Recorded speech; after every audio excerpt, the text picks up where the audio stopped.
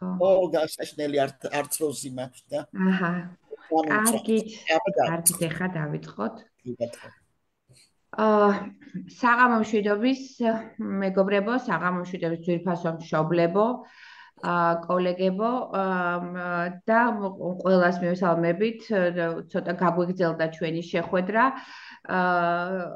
ესე კაიხანი აღარ ყო შეხვედრივად ერთმანეთზე. დღეს ძალიან საინტერესო თემით და იმ თემით, რაც თქვენ ყოველთვის გჭირდება და ყოველთვის გაქვთ შეკითხვები. ეს არის თვალის პრობლემები ბავშვთა ასაკში და ამიტომ გვესაუბრება დღეს ქალბატონი მაია ტარასაშვილი, მედიცინის დოქტორი, ოფტალმოლოგი, რომელიც მუშაობს ნიუ ჰოსპიტალში. ქალბატონი მაია მზად არის, რომ ისაუბროს ძირითად დარღვევებზე ბავშვთა ასაკში, რის გამო ხდება, რატომ ხდება, როგორ უნდა მიხვდნენ მშობლები, როგორ აღმოაჩინონ, როდის განსაკუთრებით აქცენტი იქნება შეზღუდული შესაძლებლობის მქონე ბავშვების მხედველობის დარღვევებთან და შემდგომ უკვე აუცილებლად გავცემთ იმ კითხვებს პასუხს, რაც თქვენ გაინტერესებთ. და ეხლა ქალბატონ მაიკოს ვთხოვთ, რომ გაგვიზიაროს ყველაფერი, რაც ამ ჩვენ მშობლებს, ყველაფერს ვერ მოვასწრებთ ქალბატონ მაია, მაგრამ თუ შეიძლება, რომ აი ძირითადი ისე კი დარღვევები, ძირითადი დაავადებები, რაც ამ ასაკშია და განსაკუთრებით აქცენტი გავაკეთოთ, როგორც ვთქვით უკვე ამ მასე თემზე. დიახ. საღამო მშვიდობის ეს არის ამოუწურავი თემა, რაზედაც დღეს ვაპირებთ ჩვენ საუბარს. სამწუხაროდ გენეტიკური დაავადებები, რომელიც თაობიდან თაობას გადაეცემა, არის აურაცხელი და ეს ეხება არა მხოლოდ ერთი გენის, არამედ შეიძლება რამოდენიმე გენის დაზიანებას და რამოდენიმე ქრომოსომის დაზიანებას, ქრომოსომულ აბერაციებს მუცლად ყოფნის პერიოდში და თაობიდან თაობაში, რომელიც გადაეცემა იმასაც. ეს დაავადებები გამოვლინდება მყისიერად დაბადებისთანავე, მაგრამ ზოგჯერ ხდება ისე, რომ გამოვლენა ხდება რაღაცა თქვათ 1 წლის, 2 წლის ასაკში და მერე უკვე გაუარესებისკენ მიდის მდგომარეობა. ძირითადი მიზეზები, მოგახსენებთ, რომ ეს არის გენური მუტაციები, რომელიც იწვევს იმ ცვლილებებს, რომელიც თქვათ ყალიბდებოდა აი მუცლად ყოფნის პერიოდში და გადაეცემოდა თაობიდან თაობას და ასევე შეიძლება იყოს მიზეზები, რომელიც იწვევს ჩანახცახში ცვლილებებს. ეს არის გარემოს მავნე ფაქტორები, კერძოდ შეიძლება იყოს რადიაცია, იყოს ზედმეტი დასხივება, იყოს ალკოჰოლით გამოწვეული ან ნარკომანობით გამოწვეული, ასევე აი ტოქსოპლაზმასთან შეხებით ან ვირუსულ დაავადებებთან, ასევე ინფექციურ დაავადებებთან, როგორც არის წითელა კუნთრუშა, ასევე თქვათ ფარისებრი ჯირკვლის პათოლოგიასთან, რომელიც ძალიან მძიმე გართულებებს იწვევს ჩანახსახზე და აი განაყოფიარების პერიოდში და შემდგომაც თქვათ აი პირველი 3 თვის ნაყოფზე ეს ზედა ჩამოხსნული ყველა მიზეზმა შეიძლება მძიმე გენური დაავადების განვითარება გამოიწვიოს. მუტაცია მოხდეს ამ გენების და ამის გამო მოხდეს ის ცვლილებები, რომელიც შემდგომში გამოვლინდება. ასევე ძალიან მნიშვნელოვანი არის აი ენდოგამური ქორწილები, როცა ოჯახის ახლო ნათესავები ქორწინდებიან და არ ხდება თქვათ სისხლის არევა და ამის გამო ის მიმამლული დაავადებები, რომლის მატარებლებიც ხშირად არიან ორივე მშობელი, დედაც და მამაც, რომელიც მიმალულია მათში, ვეღარ კონტროლდება ჯამთელი ალელი ქვია ამ გენს, ამითი და უცებ შერწყმის შემდეგ ხდება ამ დაავადების დემონსტრირება. ასევე აი ეს ძალიან მნიშვნელოვანია, იმიტომ რომ ჩვენთანაც იცით თქვენ, რომ საკმაოდ არის წარმოდგენილი აზერბაიჯანელი მოსახლეობა, სადაც ეს ქორწინებები მისაღებია და ამიტომ იმ მოსახლეობაში ძალიან ხშირად ხდება აი ბადურის დისტროფიები, კატარაქტა, გლავკომა, ნაირ-ნაირი სინდრომები, ეს არა მარტო თვალზე, არამედ ზოგადად სხვადასხვა ორგანოზე და იქ თვალიც არის ჩართული, რა თქმა უნდა. ასევე მნიშვნელობა აქვს მშობლების ასაკსაც. ხანდაზმულ ასაკის მშობლებს ხშირად ხდება ისე, რომ ქრომოსომული აბერაციები ხდება, ანუ აი ქრომოსომების ცვლილება, ქრომოსომები ეს არის აი გენების მატარებელია, ხო ისე მარტივად რო ავხსნათ და აი გენებზე ხდება ისეთი დარტყმა, რომ თქვათ ქრომოსომების კომპლექსები იცვლება, აი როგორც არის დაუნის დაავადება, აი ხშირად ხდება ხოლმე ასაკოვან მშობლებში, ხო? ასევე არის თქვათ როცა ავიტამინოზი აქვს ადამიანს, იქაც შეიძლება როცა სუდათ იკვებება, იქაც იყოს ცვლილება. ასე რომ მიზეზი ძალიან ბევრია, რომელმაც შეიძლება გამოიწვიოს ჩანასახში ნაყოფზე ცვლილებები. ასე რომ აი ეს არის ის მიზეზები, რომელმაც შეიძლება მოგვცეს ცვლილებები და პრობლემა შემდგომში. ქავტომაია თან ბაბატეთ ხანახა შეგაწყვეტინებთ ხოლმე და კითხვებს დაგისვამ. ძირითადად უბრალოდ აი ასაკობრივად არის დაავადებები, აი ვთქვათ სიელმე თუ რაღაც აი ხა იცით რა არის სიელმე ეს არის სიმპტომი ეს არის სიმპტომი რომელიც გამოიხატება მხედველობის დაქვეითებით გამოწვეული ან შეიძლება კუნთის სისუსტით იყოს გამოწვეული ან შეიძლება თვალზე არ იყოს პრობლემა და ადამიანს ჰქონდეს ხერხემლის პრობლემა ან ტყელი ტერფი ჰქონდეს და აი ამ დროსაც იყოს სიელმე გამოხატული ასე რომ ეს ზერელეთ სიელმით მხედველობის ფუნქციის შეფასება ვერ ხდება აი ხშირად ეს არის ხო აი ხერხემლის ტანდემობა როგორი აქვს ადამიანს როგორი აქვს ტერფი როგორ უჭირავს კისერი შეიძლება იყოს პირველადად კისრის არასწორი ჭერა და ამის გამო განვითარდეს სიელმეც შეიძლება პირიქით სიელმემ გამოიწვიოს კისრის არასწორი ჭერა ასე რომ ეს შეკითხვა აი ესე ასევე რა თქმა უნდა სიელმე 3 წლის 4 წლის ასაკიდან შიგნითა სიელმე 70%-ში თანხვედრილი არის ხოლმე ჰიპერმეტროპიასთან, ანუ აი პლუს რომ ეძახიან, ხო? შორს მხედველობა ქვია ამას, ანუ შორს ბავშვი უკეთ ხედავს და ახლოს უფრო ცუდად. ამ დროს ახლოს რო იწყებს უკვე ხედვას, თქვათ იწყებს ხატვას, იწყებს თქვათ რაღაცას ახლო მანძილზე მუშაობას, აი დროს აქვს დიდი პლუსი, მოხდება შიგნითა სიელმის ჩამოყალიბება. ხო, აი ესე ეს ცოტა უხეშად ლაპარაკია ამ სიელმესთან დაკავშირებით, მაგრამ აი ესე ხდება მაღალი პლუსის დროს. ან როცა დიდი მინუსი არის პირიქით, გარეთ სიელმე არის იმასთან თანხვედრილი და გარეთ გადის თვალი. ნუ ეს მე უკვე ისეთ ნიუანსებია, რომელიც უკვე დეტალურად უნდა იყოს პაციენტთან ნანახი. ან და შეიძლება აი თანდაყოლილი სიელმე იყოს გამოწვეული, რა თქმა უნდა, ისევ და ისევ კუნთების განუვითარებლობით და ასევე შეიძლება იყოს მხედველობის ნერვის ატროფია. თვალი ვერ ხედავდეს საერთოდ და ამის გამო თვალი რომ ვერ ხედავს, გადაიხაროს გარეთ. ეს უკვე მაჩვენებელი არის, აი თანდაყოლილი სიელმე არის, თორე იმ წუთში უნდა თვალის ფსკერი დაუნთვალიერო ბავშვს აუცილებლად. და უნდა ნახო, ხო არ არის იქ ფსკერზე დაავადება. და რაღაცა ხო არის ხოლმე გარდამავალი ფიზიოლოგიასთან ახლოს მდგომარეობა, რომელ ასაკამდე შეიძლება დაავადდეს? აი თქვა მოიყვანეს ახალშობილი. და აინტერესებს შეაფასო მდგომარეობა არის რომ ახალშობილი თქვათ გაჩნდა დროზე ადრე თქვათ აი გაჩნდა 8 თვიანი იმას ხო აკლია განვითარების რაღაც ეტაპები მხედველობის ნერვის განვითარება გრძელდება კიდევ დაბადებიდან 3-4 თვის განმავლობაში აი მიელინის გარსი რითაც ნერვი იფარება ამის პროცესი გრძელდება 4 თვემდე ამ ახალშობილს აკლია ეს პროცესი ჯერ ამიტომ იმას ვერ მოსთხოვ ისეთივე მონაცემს თქვათ მხედველობის ფუნქციის რომ აი თქვათ 2 თვის ასაკიდან რაღაცას თვალი გააყოლოს ხო ან ხო იმიტომ რომ იმისი ნერვი არ არის ჯერ ბოლომდე ჩამოყალიბებული ამიტომ ესეც უნდა იცოდეს თვალის ექიმმა როგორ შეაფასოს ამ ბავშვის მდგომარეობა მერე თვალის ფსკერი სხვადასხვანაირად არის ახალშობილს აქვს რუხი ფერის თვალის ფსკერი მხედველობის ნერვით შესაძლებელია იყოს რუხის ფერის პერიფერიაზე იყოს უფრო დატვირთული სიზარღვები მერე ეს სურათი იცვლება ნელ-ნელა ეხლა თუ ხარ გამოუცდელი და არიცი ეს შეიძლება თქვა რომ უი რუხი ფერის არის მხედველობის ნერვი და აქ შეიძლება ნერვის ატროფია მიდის არ არის ესე ეს შეიძლება ნორმაში იჯდეს და მერე ნელ-ნელა გასწორდეს უკვე და მოსალოდნელიც არის თუ ეს იყოს ნორმა და მერე ნელ-ნელა შეიცვალოს სურათი. ხო, ასე ესე ხელის წაკვით ერთით ვერ იტყვი ამას ასე. ხო მაგრამ ეგ ნახეთ გაჩნდა ბავშვი თქვათ და აფასებს მდგომარეობას და მოდის პირველი ეხლა მაგალითად გუშინ ყავდათ ჩემთან 8 დღის ბავშვი.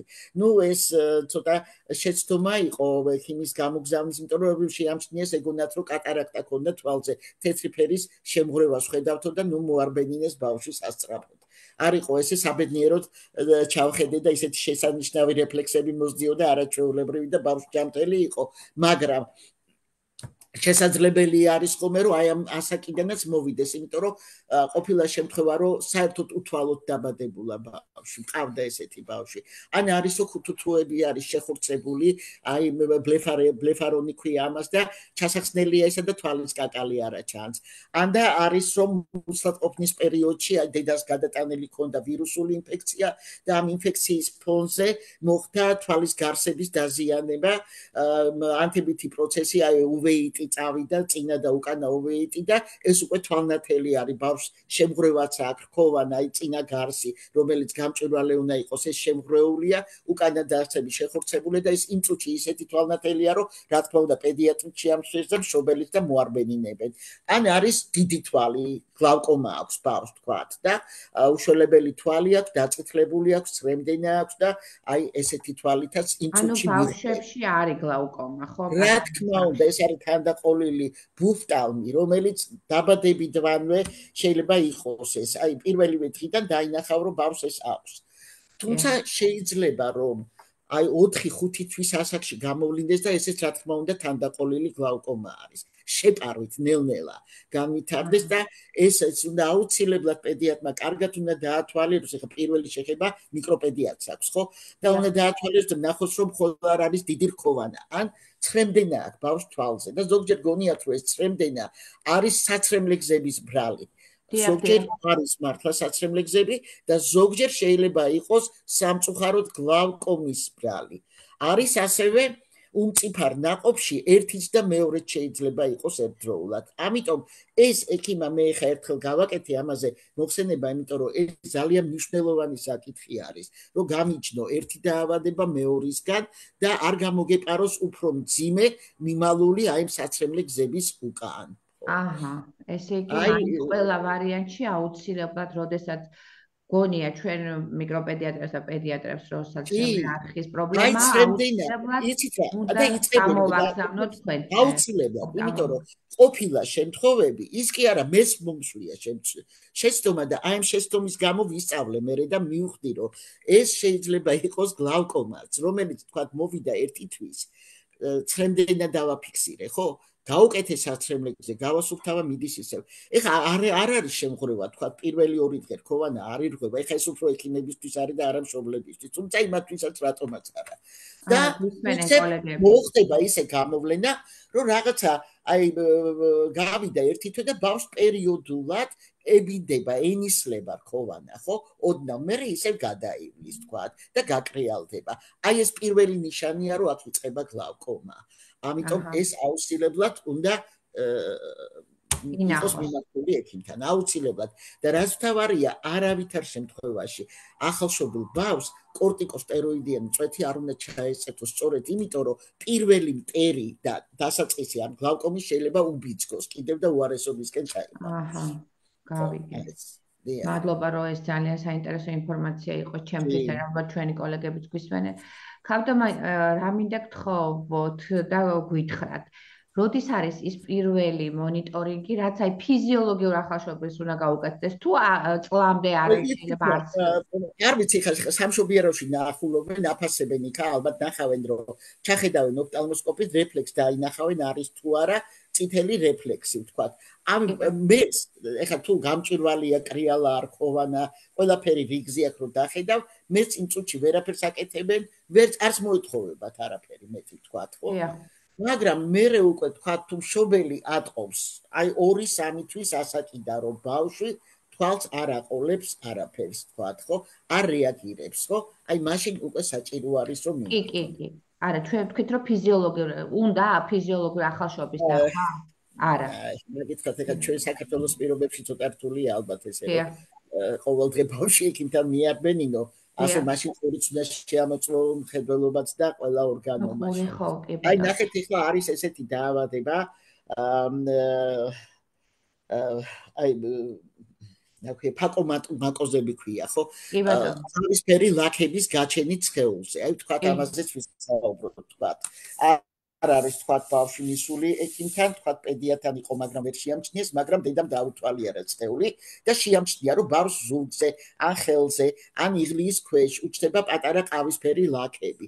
აი ეს აუცილებლად უნდა ინახოს, აუცილებლად და რა თქმა უნდა პედიატრსაც უნდა შეატყობინოს და თვალის ექიმაც უნდა განიხილოს, იმიტომ რომ ეს შეიძლება იყოს შემდგომში ძიმე დაავადების ნეიროფიბრომატოზის პირველი ნიშანი, პირველი გამოვლინება და ამიტომ ყურადღების მისაღებია ესა.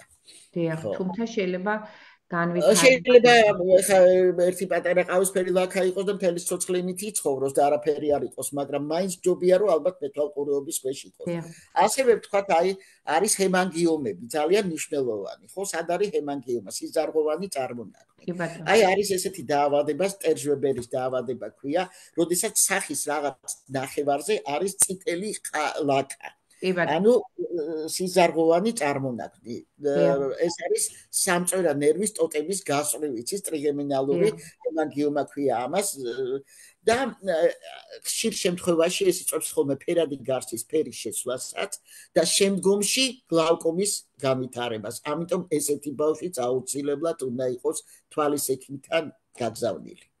ეს რაც აი ვიზუალურად შეიძლება რომ გაგზავნო, ხო, ჯერ ლაქებზე, თვალსაჩინო და იმაზე, ხო. დიახ. ეხლა ამაზე შეიძლება უსაზღვროთ ლაპარაკი ხატომა კითხვა შემოგვივიდა პერიოდულად კიდე შეგეკითხებით და მე დაუბრუნდოთ ხოლმე ძირთა თემას. მშობელი გვეკითხება 3-6 წლის ასაკში რა შეიძლება ისეთი საეჭვო ნიშნები იყოს, რითაც შეიძლება ბავშვი გადამოწყვდეს ოფთალმოლოგთანო. ნუ იგივე ალბათ ხედველობის პრობლემა. ნუ უნდა ემჩნევდეს, თქვა ახლოს მიდიოდეს ტელევიზორში. აი თავის ტკივილი ხო შეიძლება იყოს პრობლემა. თავის ტკივილი რომ ხედთან სათქვენო იყოს ეს და არა ნევროლოგის კომპეტენცია. ნახეთ 3 წლის ბავშვს 3-6, დიახ. 3-6 წლის ბავშვს კი ბატონო უკვე შესაძლებელია რომელიც წერას იწყებს და მეცადინეობას, თუ აქვს თქვა ან მაღალი პლუსი, უფრო მაღალი პლუსი, წერა-კითხვა უჭირს, ეხლება თვალები, ეძაბება ეს შუბლის და იმის კუნთები და ამის გამო შეიძლება დაეწყოს დისკომფორტი და ამის გამო თავის ტკივილიც ჰქონდეს. ხო, ამიტომ რა თქმა უნდა, ყველა ვარიანტში უნდა მივიდეს ოფთალმოლოგთან. ანუ ან მშობელი შეამჩნევს, რომ თავი ახლოს მიაქვს ველთან ან წინთან. ხო, ან ისევ უჭირავს არასწორად. ხო, აი მას უნდა მიაქციოს ყურადღება, რა თქმა უნდა, კი.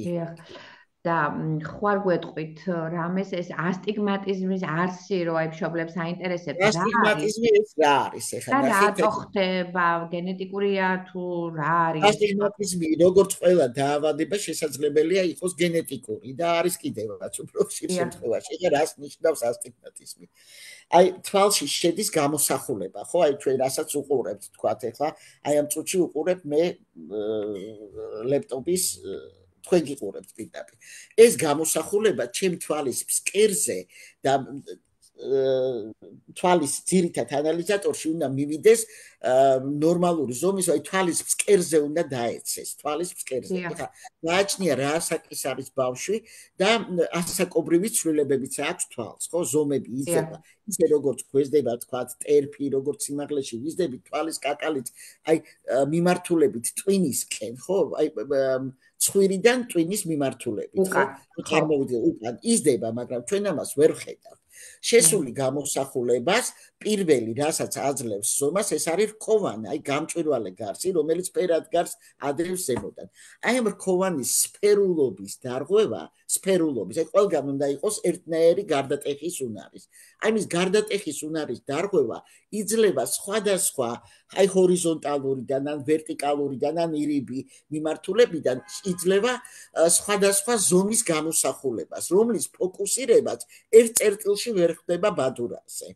ანუ ერთი თქვა შეიძლება ეხა უხეშად რო თქვა ისე შეიძლება თქვა დაშორებულია ერთმანეთისგან რაღაცა აი ამას ვერც განსაზღვრავ ეხა თვითონ ბადურა რამხელა არის თვალისწერი ეხა რომ შემეძლოს აქ მონიტორზე ჩვენება აი მოდი ავიღებ ხეხა ფურცელს და დავხაზავ და ვაჩვენებ რაზე ვლაპარაკობ მოითმინეთ ეხა ასტიგმატიზმის ესე განსაზღვრა ცოტა ძნელია თუ არ აუხსენი მოითმინეთ სუფთა ფურცელს ვეძებ კარგი დავხაზავ თვალს ესე უხეშად აი ეს მითომ არის თვალი აი აქედან მივიღეთ გამოსახულება ხო და შევიდა ეს გამოსახულება და აი ბადურაზე უნდა შეიკრიბოს თვალის ფსკერზე რომ მივიდეს მერე ნერვის საშუალებით თუ არ შეწუხდებით ოდნა აი ასე დიახ აი ასე კაია აი ხა ეს არის ნერვი მითომ და მიდის ტვინში ხო დიახ აქედან შესული გამოსახულება უნდა ცენტრალურ ფოსოს დაეცეს ცენტრალურ ფოსოს რომ კარგი მხედველობა მკვეთრი ცენტრალური მხედველობა მივიღოთ ეხლა თუ ეს რქოვანის სიმრუდე არის სხვადასხვანაირი და აქედან შესული აი ვერტიკალურიდან შესული გამოსახულება მოვიდა აქამდე ეს არის მინუსი მოკლეა და ვერ აღწევს თვალის ფსკერამდე ნახეთ და აი აქედან შესული ვთქვათ გრძელია უფრო და გავიდა თვალის კაკლის გარეთ ეს არის პლუსი ესენი ერთ წერტილში ვერ შეიკრიბა ხო ფოკუსირება ვერ მოხდა კარგად აი ეს არის ასტიგმატიზმი ანუ ხო სიმრუდის დარღვევა ამის გამო ბავშვი ხედავს წაშლილად და ჩვენი მიზანია რომ ისეთი სათვალე დავაყენოთ რომ ეს ორივე გამოსახულება ერთმანეთთან დავაკავშიროთ და გამოსახულება სწორად მივიყვანოთ ბადურაზე ხო ეხლა ასაკთან ერთად ამ ასტიგმატიზმის ხარისხი იცვლება მინუსი შორდება იმიტომ რომ თვალი იზრდება და მინუსი ხდება უფრო მეტი და პლუსი ხდება ნაკლები. ასევე შეიძლება მარტო მინუსიანი ასტიგმატიზმი იყოს, ან მარტო პლუსიანი იყოს, ასე რომ ეხა ეს მე ზერელეთ მოვყევი და არის ასტიგმატიზმი, თორე ეხა დანარჩენი. კი ბატონო, მადლობა, იყო კითხვა.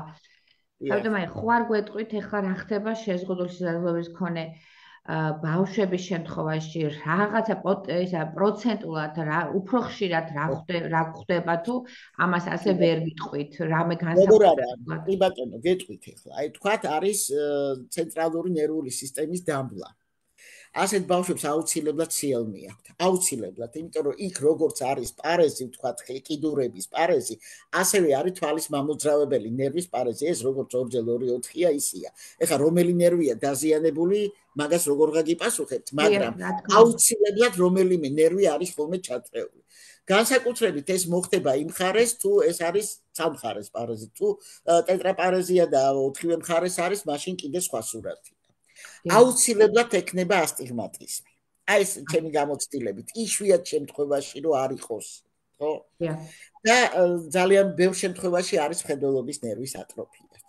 ეხლა მხედველობის ნერვის ატროფია, იმიტომ რომ ეს ყველაფერი განვითარდა იმის გამო, რომ სადღაც სისხლის მიმოქცევა დაირღვა ტვინში, ან ჩაქცევა იყო და იმან დააზიანა რომელიმე უბანი ამ მხედველობის ნერვის მხედველობის ტრაქტის ხო უბანი და იმ არეში მოხდა დაზიანება და ამიტომ ის უბანი დაზიანდა და გამოითიშა მხედველობის ნერვის რაღაცა ბოჭკოები ხო ამიტომ ნუ უმეტეს შემთხვევაში ესეთ ბავშვებს აქვთ ხოლმე მხედველობის ნერვის ატროფია ეხლა აი სინდრომები თქვათ როცა მოდის სინდრომები იქაც ხდება უფრო ბადურის დისტროფიები აი თქვათ არის ლორენს მუნ ბუდლის სინდრომი აი ეს კიდურები როცა თითები აქვს სინდაქტილია როცა მრავალი თითი აქვს და პირიქით ცოტა თითი აქვს ისე ყვები ამეებს ხო არის ადიპოზიტოგენიტალური სიმსუქნეა ბავშვი განუვითარებელი საფესო გზები აქვს გონება სუსტობა აქვს აი ესეთ ბავშვებში ხდება ბადურის დისტროფიები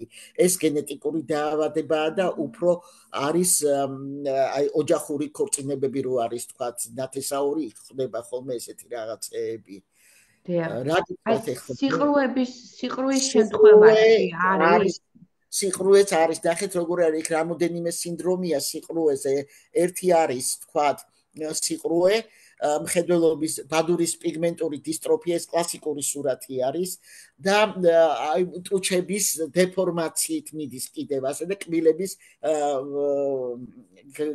გამოხშირვით კი არა როგორ ვთქვა ნუ დარღვევა, თანკბილვის დარღვევა. თანკბილვის დარღვევა. დიახ. აჰა. არის მეორე სინდრომი, რომელიც ძალიან გავს, მაგრამ იქ არის უკვე ძვლების პრობლემა, ხო? არის წაგრძელებული ძვლები და ძვალსახსროვანი სისტემის დაზიანება არის, სიყრუე არის და ისევ და ისევ ბადურის პიგმენტური დისტროფია არის და გონება სუსტობა.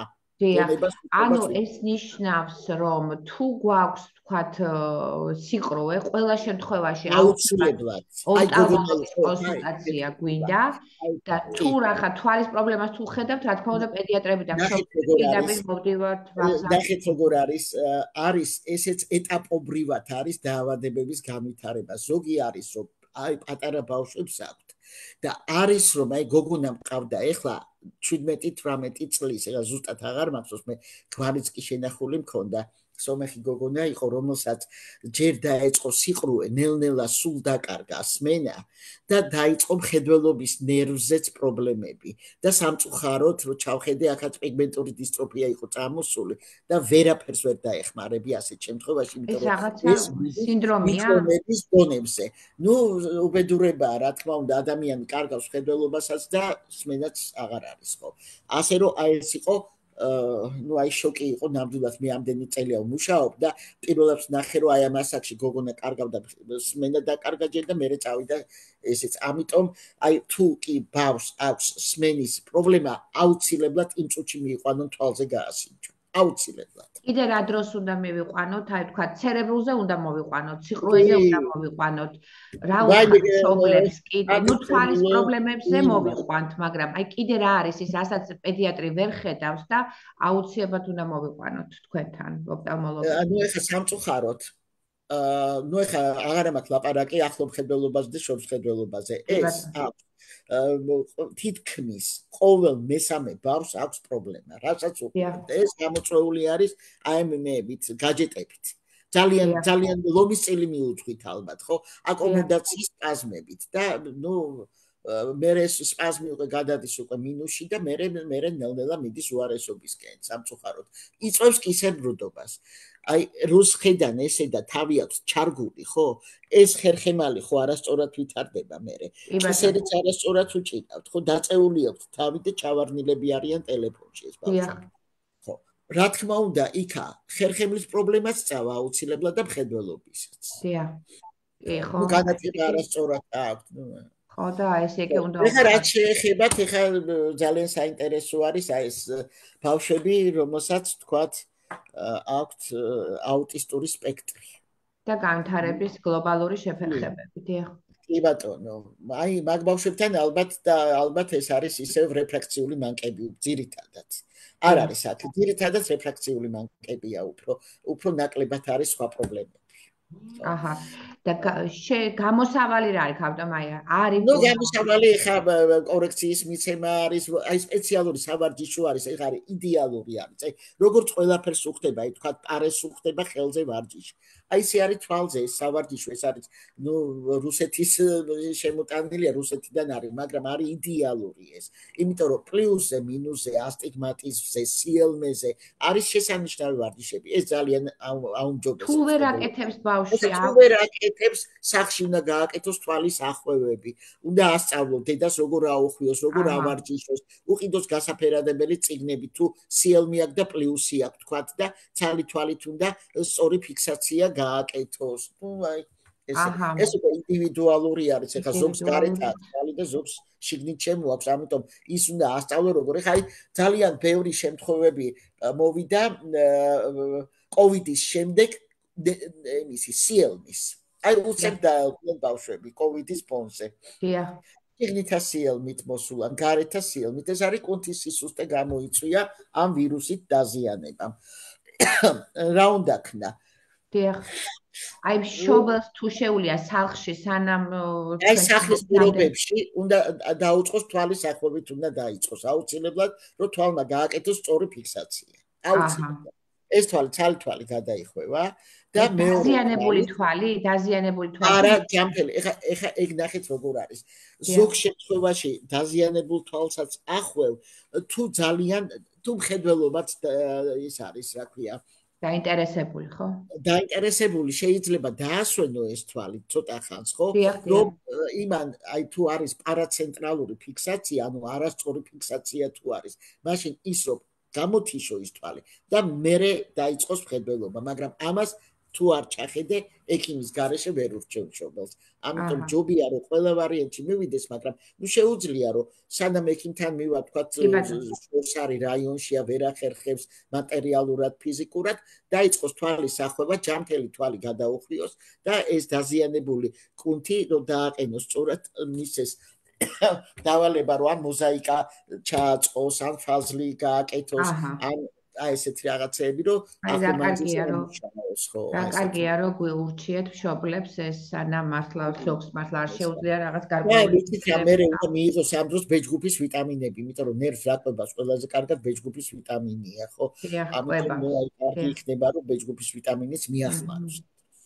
გავდომაე, შემოგვივიდა კიდე კითხვა, ბავშვი პერიოდულად კი არა და ხშირად გვერდულად იყურება, გვერდული მხედველობა თუ სწორედ გვერდულად კი ბატონო, გვერდულად რო იყურება უკეთესი თვალისკენ ყოველთვის საერთოდ.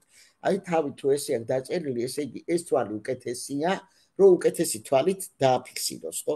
მაგრამ აქაც არ ჩამოყალიბდეს კისერ მრუდობა, ამიტომ ერთი თვალის ექიმის კონსულტაცია, ესე იგი მხედველობის პრობლემა არის აუცილებლად და რა ანებული ამას ვერ გეტყვით სანამ არ ჩახედავ და რა შეასაქმე და მეორე ორთოპედის კონსულტაციაც იქნება საჭირო. ორი ექიმია საჭირო მაგ შემთხვევაში. და ხშირად ორთოპედი აუცილებლად, იმიტომ რომ შესაძლებელია, იმიტომ უჭირავს რომ აი ფეხს ნახოს ჯერ მშობელმა როგორ დადის ბავშვი, ხო, როგორ დააქვს ფეხები. ეხლა რომ ზედმეტი ფული არ გადაყაროს და არ დაიწყოს მკითხაობა და აქეთ იქით სირბილი. ნახოს გაიაროს ბავშვმა როგორ მიდის, როგორ მიაქვს ფეხი, ხო არ მიათრევს ფეხს, ან ხერხემალი ნახოს სწორად აქვს ხერხემალი თუ არა. ნუ ეს ლაპარაკობ იმ შემთხვევაში, როცა ძნელია იმისთვის წასვლა ექიმთან, ხო? ორთოპედთან არის თვალის ექიმთან, ჯერ აქედან დაიწყოს და მერე უკვე ეხა ზეპინად ვეღარაფერს ვეღარ გეტყვით მერე. თუ არ გაიცნო. და ხშირად აი აუტისტური სპექტრის ბავშვებს უფრო აქვთ ხოლმე, იცით, ხანდახან ან გვერდულად იყურებიან, არ ვიცი ეს ქცევაში ჩაუთვალოთ, ან აფიქსირებენ საფეთქელთან თვალის. ესე კი მხედველობის პრობლემაა ამას რო წევს. აი ესე ქუთუთოს, ხო? ან მიჭერით, ხელის მიჭერით ესეც არის ხდება ძალიან ხშირად. ამითი ფოკუსი სწორებს თვალზე, ხო? რო კარგად დაინახოს. ან განსხვავებული მონაცემი აქვს თვალებს შორის და უნდა რომ სწორად დაინახოს, ან გაორებას ზრგუნავს ამითი, ხო? კისრის ჭერითაც შეიძლება ადამიანმა დაძგუნოს გაორება. ისეთ პოზაში დაიჭიროს თავი, რომ მოიხსნას გაორება. გასაგებია, ამიტომ ახლა ეს უკვე აუცილებლად სანახავია ესეთი. დიახ, ესე იგი ჩვენ ხანდახან სპეციალისტები აი კამათობთ და დაბნეულები ვართ, ეს არის ქცევა თუ ეს არის მხედველობის პრობლემა? არა, ყველა ვარიანტი უნდა ინახოს და მერე უნდა იმსჯელოთ. იმიტომ რომ ეს თუ არ გამორიცხეთ მხედველობა, ქცევაზე ვერ იფიქრებთ მაგ შემთხვევაში. იმიტომ რომ ნახეთ, ეს ნიშანია იმისი, რატომ გააკეთებ ეხლა თქვა ჯანმრთელი ადამიანის სიტყვაზე. ამას ესე იმისთვის რომ გაასწორო ორივე თვალის მონაცემი, რომ ტვინში ინფორმაცია ერთდროულად წავიდეს, ხო? ჩვენ ხო ორივე თვალიდან ერთდროულად მივდის ჯანმრთელ თვალზე მაქვს ლაპარაკი, ხო? ამას რო აკეთებ, ესე იგი აქედან დარღვეულია რაღაც ინფორმაციის მიტანა და ცდილობ რომ დააკომპენსირო შენ ამ შენი ხელით, რომ აი ცდილობს რომ გაისწოროს რაღაცა. ბავშვია და სხვანაირად ვერ ახერხებს. კი. გასაგებია, დიდი მადლობა. და სანამ გავაგრძელებდით კიდე ასეთი კითხვა.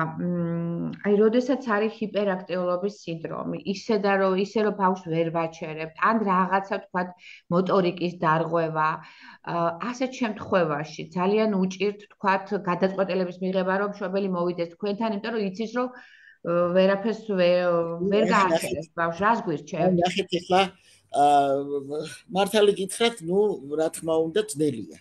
ყველაზე თავს ვერ დადებ. მაგრამ ეს სპეციალურად ხალათიც არ მაცვია.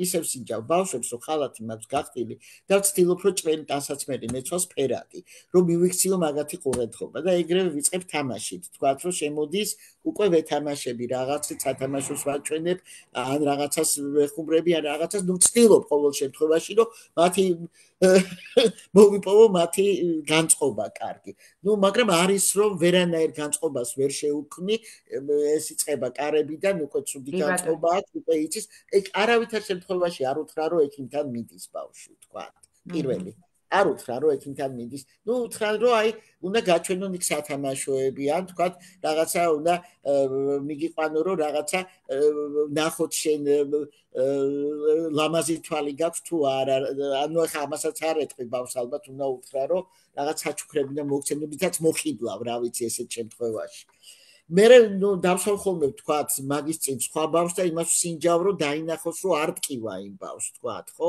უნდა აჩვენო ბავშვს თუ არის ამის საშუალება და მოგაქცევს ყურადღებას რომ აი სხვა ბავშვს რას უკეთებ რომ მიხვდეს რომ მაგისთვის არ არის ეს საზიანო და არ არის მტკივნეული ვთქვათ ხო აი სხვანაირად ვერ მოხიბლევ ახლა იმას და ნუ ბოლოს და ბოლოს უკვე ძალით უნდა გასინჯო თუ ეს აუცილებელია დიახ ეხლა არის რომ ისეთი მძიმე მდგომარეობა აქვს აი თქვათ აქვს რქოვანა აქვს ჩამოცლილი ვთქვათ კერატიტი აქვს ხო არის ტრავმული დაავადებების და ვთქვათ ვირუსული დაავადებების მარტო ის ხო არ არის თანდაყოლილი და გენეტიკური არა არის ეს ინფექციური დაავადებები რომელსაც მიუხედავად იმისა რომ ეს გიძალიანდება და შეიძლება დაგპორწყნოს და რაღაცა გიქნას იქ ყველა ვარიანტში რამენაირად უნდა გააკავო ეხლა იმას ვერ იზამ რომ ყოველ მოსვლაზე ამბავს ერთი მოსვლა არ ყოფნის ვთქვათ რომ დააძინო და მიაძინო და რაღაცა ანესთეზია გაუკეთო ამას ვერ იზამ ხო ამიტომ ნუ უნდა ეცადო რაღაცნაირად რომ გააკავო და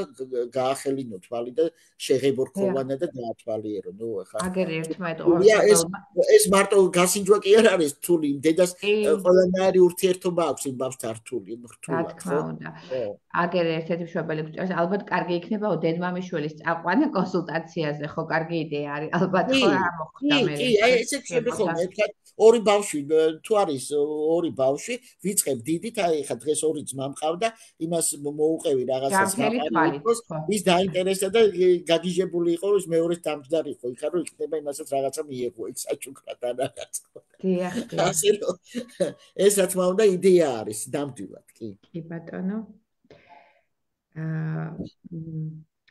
ეხლა თუ არ შეწუხდებით რამდენიმე სიტყვა რო გითხრათ ინფექციებზე ალბათ ხო ნუ ჩვეულებრივად ალბათ ის ვირუსული გულისხმება და ალბათ ბაქტერიული და თქვენ თუ კიდე რამე გნებავთ როგორ გადამოვსცეთ მშობელს უკვე მოგისმენთ ხა ამით რა გითხრათ ეხლა ნუ ინფექციური დაავადებები შეიძლება ნებისმიერ ადამიანს დაემართოს ხო არავინ არ ვართ ამისგან დაზღვეული ხო და ლოტოვანი სანთებები ხა აი როდესაც იცით მე მაშინ მე დაგისვამ ძალიან გვაშინებს ხოლმე ექიმებს არ იყოს ვირუსული პათოლოგია სანამ გამოუშვებთ იცით აი ხანდახან ნახეთ ვირუსმა რა ის ხო ვირუსმა რქოვანა და ვირუსი ასე ვთქვა როგორ უნდა მიხვდეთ კი ბატონო როგორ მოხდა ვირუსია ვირუსის დროს არ არის თვალიდან გამონადენი თვალი არის დაწითლებული სიზარღვები არის დაბერილი დაკლაკნილი სისხლსავსე და აი პირდაპირ გონია რომ აი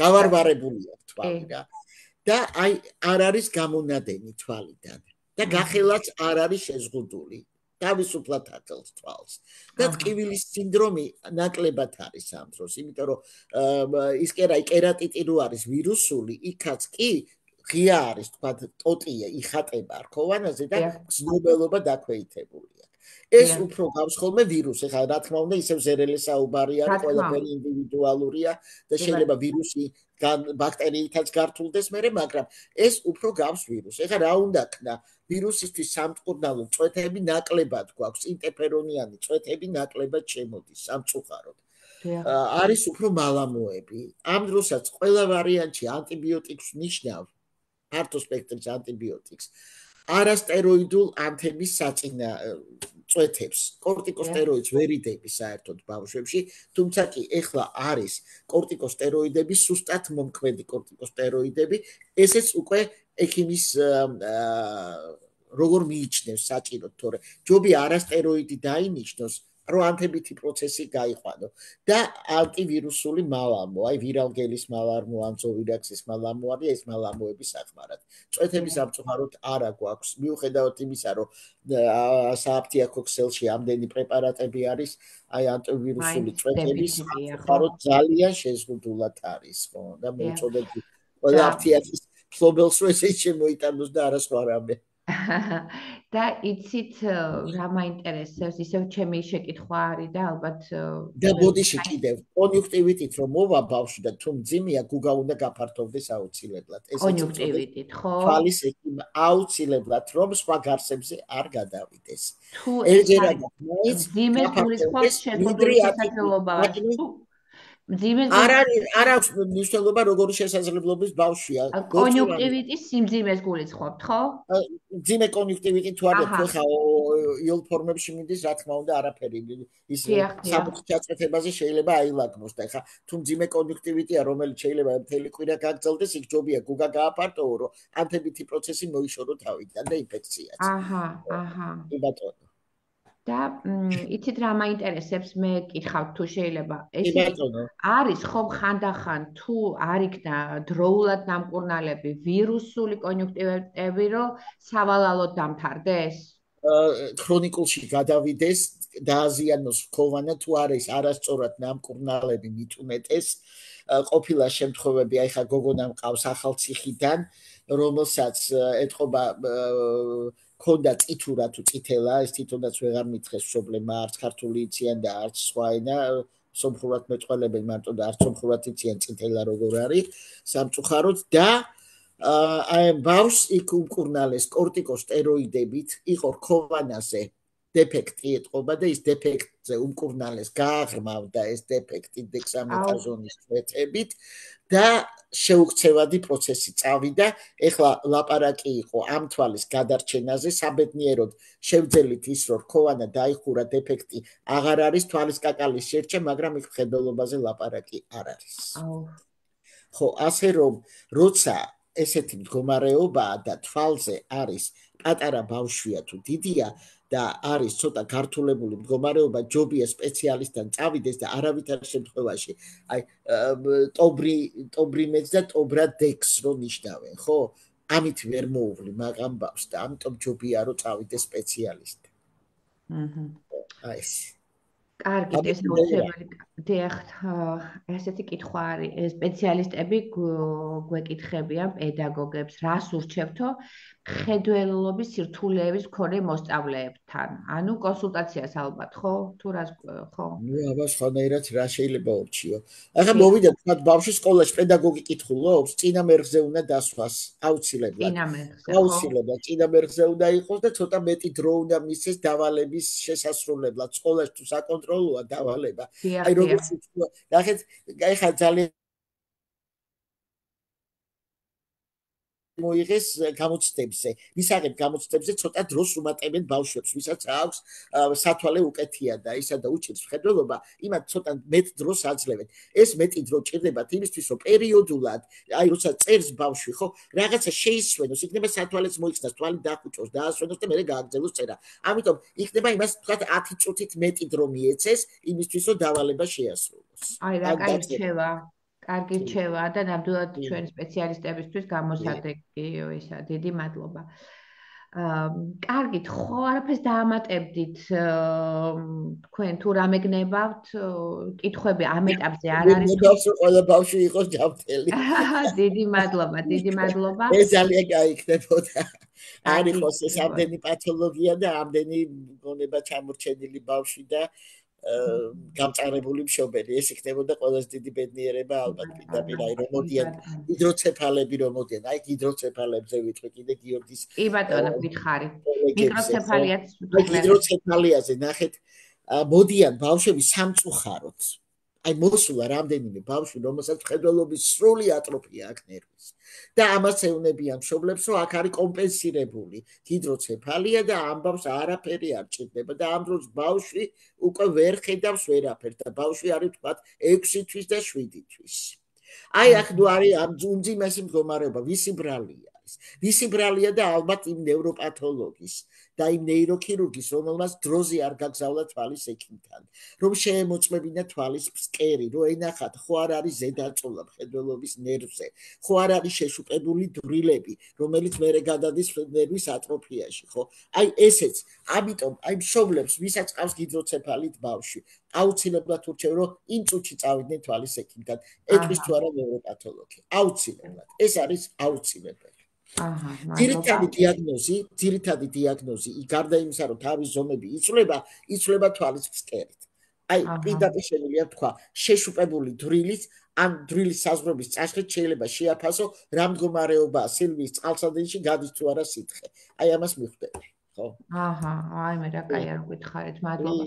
ხომ არ არის იგივე ამბავი მიკროცეპალიაზე თუ ის არ არის მიკროცეპალიაზე რა თქმა უნდა აი კრუზონის სინდრომები არ ვიცი თქვენთან არის თუ არა ესეთი ბავშვები აი ბრტყელი ორბიტა და გამოვარდნილი წინ თვალის კაკლები რო აქვთ ესეთი ბავშვებიც მანდაც რა თქმა უნდა ხელის ნერვის ატროფიაზია ლაპარაკი აი იქას კბილების თანხმობა ყვის დარღვევა ტანდემობის დარღვევა იცით ეს სინდრომები თქვენს გინახავთ იშვიათად არის ეს ბოლო ხანები, მაგრამ რამდენიმე ბავშვი ყავდა ესეთი და ასეთ ბავშვზე იფიქრეს, რომ შეეკერათ ქუთუთოები, რომ ეს თვალის კაკალი დაეფარათ, იმის გარო გამოშრობა არ მომხდარიყო. ნუ ამას ვერ გააკეთებ ვერაფრით ეხა, ნუ ხო, ნახე მე ესეთი რაღაცა, გაკერილი ქუთუთოთი მოვიდა ბავშვი, რომელსაც აქვს აბსოლუტურად ბრტყელი ორბიტა და ეს თვალის კაკლები ამიტომ არის გარეთ. იქ რა უნდა შეკერო და რა უნდა დააკერო, რომ ეს გააკეთო, ხო, ნუ რას სამწუხარო მდგომარეობა მანდ.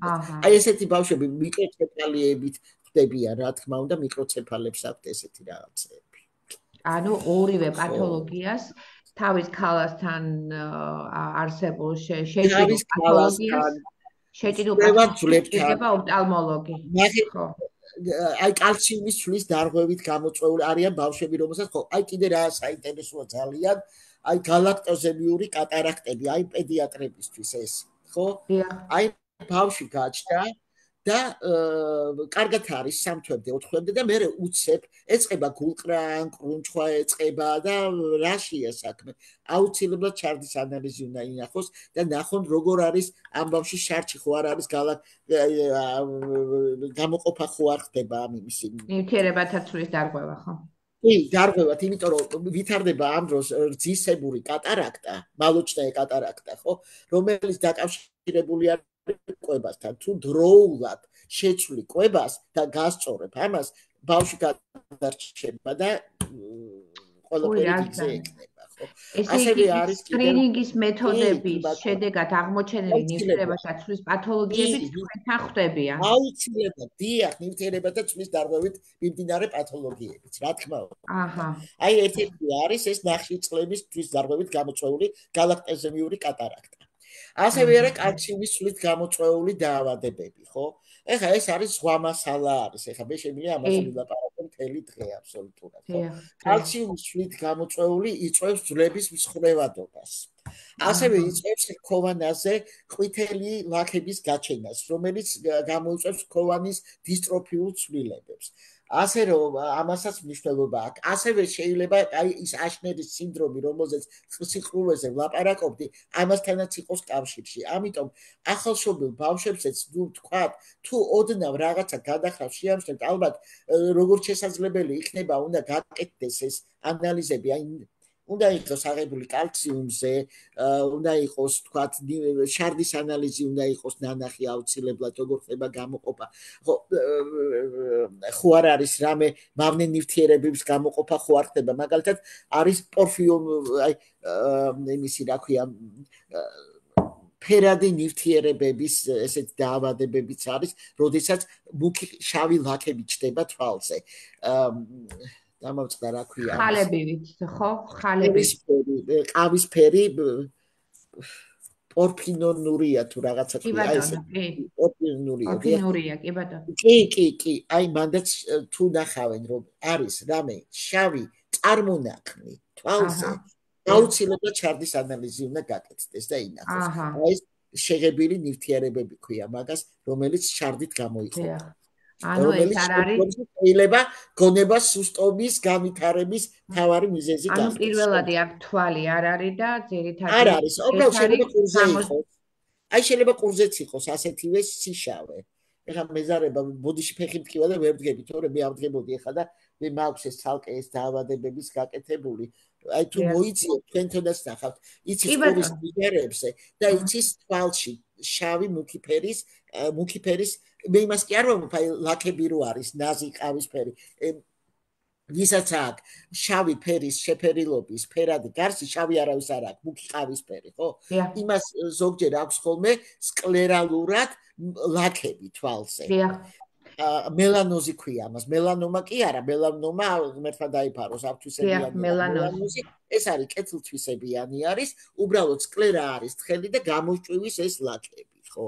ეს ფიზიოლოგია არის, ეს ამაში არ უნდა აირიოს. ის არის მუქი შავი, ეგ ეგონება წერტილი ნახშირივით რო წერტილები დასვა. არის ხოლმე ეგეთი ის. კი, გვინახავს, დიახ. გაგზავნე, აღარ შეგატყენ თავს ბოლო კითხვას დაგისვამთ და დიდი მადლობა საინტერესო საუბრისთვის. ამ ბოლოს ორჯერ ვნახე, ძალიან საინტერესო პაციენტი იყო, აბსოლუტურად ცისფერი იყო სკლერა, თითქმის მოლურჯო. კალციუმის ლა უნდა ინახოს მანდაც. აი ძვლები როგორი ქონდა, ძვლები. ეს იყო, იცით, ძალიან ისეთი მოვიდა სხვა დარღვევებით, რაღაცა კვებითი პრობლემა იყო და თხელი და ძალიან გამხდარი შესაბამისი ძვლებიც. ნახეთ როგორ არის ქალბატონო ირმა, ნახეთ ეგიც არის ცისფერი სკლერების სინდრომი ქვია მაგ დაავადებას. ესეც მუცლადყოფნის პერიოდიდან მოდის ხოლმე ეგ დაავადება და თუმცა კოგნიტურად აბსოლუტურად კარგი გოგონა იყო ერთი და ერთთან ჰქონდა დარღვევა. იქნება ძალიან ცისფერი სკლერა თუ არის, იქა კბილებიც უნდა ინახოს, რა მდგომარეობაში აქვს. ძვლები უნდა ინახოს, იმიტომ რომ შემდგომში შეიძლება მსხრევადი ძვლები განვითარდეს ესეთ შემთხვევაში. და მერე გაუჭირდეს გავლა, ხო? ანუ და აუცილებლად უნდა მოვიდეს ესეც ოპტალმოლოგთან. ორი დაავადება არის, რომელიც მიდის ცისფერი სკლერებით, ვანდერბურგის სინდრომი ქვია და მეორე არის ცისფერი სკლერების სინდრომი. ეს მარტო თვალის ექიმის არ არის. ეს ზოგადად ძებია, რომ ნივთიერებათა ცვლა ინახოს მაგ შემთხვევაში. გასაგებ. ეხლა ცისფერ სკლერაზე ჩვენ ვერაფერს ვერ უშველით, ფერს ვერ შეუცვლით, მაგრამ აი თუ ინახება მე უკვე დამატებით მიეცემა ის რაც აკლია, ხო? მაგის ორგანიზმს, ხო? ერთად დავადებას ეშველო შეიძლება. ნუ აი ყველაზე რთულად მიდის ლიპიდური ცვლის დარღვევით გამოწვეული დაავადებები. ეს არის ყველაზე მძიმე. ეს არის ყველაზე მძიმე დაავადებები, სინდრომები, რომელიც გამოწვეულია ლიპიდური ცვლის დარღვევით, ეს არის ყველაზე მძიმე. ეს არის გენეტიკური დაავადებები, ასევე შეიძლება იყოს, თქვათ, თანდაყოლილი დაავადებები, ზოგადად გარემო ფაქტორების გავლენით გამოწვეულიც. ერთი შეიძლება იყოს და მეორეც გენური მუტაციებით. აი ლიპიდური ცვლის დარღვევებით ეს არის დაავადებები, მარფანის სინდრომი, ლორენს-მუნბუნის სინდრომი, ასე რომ უმძიმესი სინდრომები, რომელიც აი ვილიამსის სინდრომზეც, ვილიამსის სინდრომი მე არ ვიცი, თვალში ვილიამსის სინდრომი არ ვიცი რა. მე მგონი არაფერი ისეთი ვილიამსის. თვალში მე არ ვიცი, იმდენი სინდრომია, რომ წარმოუდგენელი რაოდენობით არის, მაგრამ ვილიამსის არ შემოხვედრია და ამიტომ არ ვიცი. აი არის კიდევ დაადრევი დაბერების სინდრომი, ესეც ლიპიდური ცვლის დარღვევას მიეკუთვნება. აი გოგონა მყავდა, ეს იყო კაზრეთიდან, სადაც იცით რომ ოქროს მოპოვება მიმდინარეობს და იქ საკმაოდ რადიაცია არის და იქიდან არამერთი ბავშვი მოსულა მძიმე დარღვევით სამწუხაროდ. აი ბავშვს ჰქონდა უმძიმესი უვეიტი თვალზე, რომელიც ვერაფერი ვერ უშველეთ აბსოლუტურად და თვალსა და ხელშუა გოგონას გაუთეთრდა თმები და დაბერდა პირდაპირ, აი ბავშვი დაბერდა, გამოსავალი სიკვდილი იყო, ვერაფერი ვერ უშველეს, იმიტომ რომ იქ სხვა ორგანოების ღვიძლის დაზიანების წავიდა, ელენთის და ასე რომ აი ესეთი მძიმე დაავადება განვითარდა. ეს იყო სულთა რადიაციით გამოწვეული ალბათ. რავი დაგიცხათ, აბა ნაირნაირი 1000-ნაირი დაავადება არსებობს. ძალიან საინტერესო და ამოუწურავი თემაა და კითხვები ალბათ ნელა ბევრი შემოვა, მაგრამ ქავტომაია ვიუტოვებ ნებართვას თქვენი ნებართვა მინდა უბრალოდ რომ თუ რამე კითხვა იქნა წერილობით იქნება კი ბატონო მე თუ რამეს დავეხმარები ვინმეს პირიქით სიამოვნებით ამას გავაკეთებ აბსოლუტურად უსასყიდლოდ ასე რომ ნებისმიერ დროს შეგიძლიათ მომართოთ დიდი მადლობა ამისთვის ვიცით რომ თქვენ ისეთ სპეციალისტს გძანდებით რომ ასე აკეთებთ ამ აქციებს დიდი მადლობა ეს მშობლებო და კოლეგებო ეს ჩვენი ესე იგი დღევანდელი ლაივი იწერება და ვინც ვერ ნახა ალბათ შემდგომში შეუძლია ნახოს ძალიან დიდი მადლობა უთხრათ ქავტომაიას რომ დაგვითმოდ რომ და ასეთ საინტერესო ამოუწურავ თემებზე გვესაუბრა გისურვებთ ჯანმრთელობას და კარგ საღამოს დღევანდელ დღეს მადლობა დიდი მადლობა